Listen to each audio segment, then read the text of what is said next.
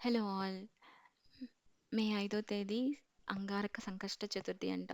So, ఆ రోజు చాలా ప్రత్యేకమైన రోజంట.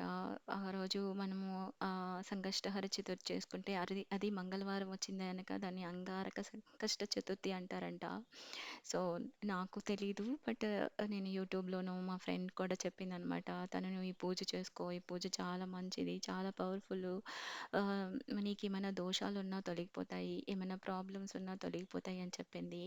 కానీ ఆహ్, నాకు పూజ చేయడం అంటే చాలా ఇష్టం. ప్రాబ్లమ్స్ తీరుతాయో లేదో పక్కన పెడితే, ఆ పూజ చేసేటప్పుడు నేను చాలా బాగా ఎంజాయ్ చేస్తాను. ఎందుకంటే, ఆ పూజ చేసుకున్నంత సేపు మనకి ఎటువంటి ఆహ్, ఆలోచనలు రావు.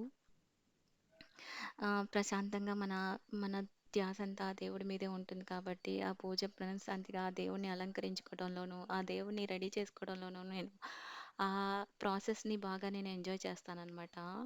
సో, నేను అన్నీ రెడీ చేసుకొని, పసుపు గణపతి, గౌరమ్మని రెడీ చేసుకొని పెట్టుకున్నాను.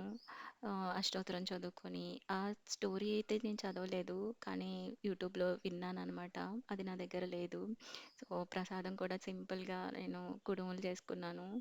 ఒక్క ప్రసాదమే చేశాను. సో, ఆ రోజు ఎలాగైనా పూజ చేసుకోవాలని ఆఫీస్‌కి కూడా ఎళ్ళకుండా ప్రశాంతంగా పూజ చేసుకున్నాను. ఆ దేవుడి ఆశీస్సులు మనకి, మీ అందరికీ ఎప్పుడూ ఉండాలని నేను కోరుకుంటున్నాను. సో, నాకు చాలా హ్యాపీ అనిపించింది ఈ పూజ చేసుకున్నంత సేపు. Thank you. Thank you God.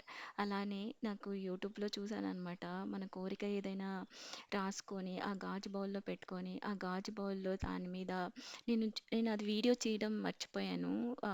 నా కోరికను అలా పెట్టి దాని మీద ఆహ్, బియ్యం మూసి, ఆ తర్వాత 8 కాయిన్‌లలో 3 కాయిన్‌లు ఫస్ట్ పెట్టి, దాని మీద ఆ 3 కాయిన్‌లు కూడా మూసేసి, మళ్ళా 3 కాయిన్‌లు దాని మీద బియ్యంతో మూసివేసి, మిగతా 2 మిగిలిన 2 కాయిన్‌లు వేసి, మళ్ళా బియ్యంతో మూసేసి, దాని మీద కొంచెం